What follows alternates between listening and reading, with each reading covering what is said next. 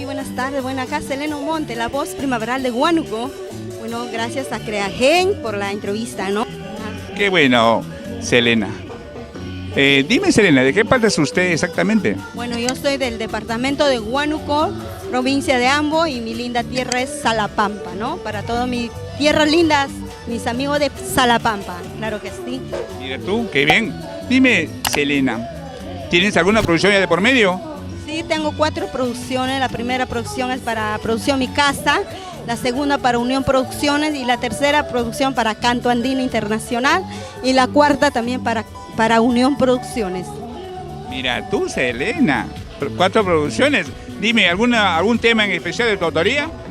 Uy, tengo varios temas de mi autoría, ¿eh? La canción que dice: lloré, como niña lloré, al saber que me traiciona.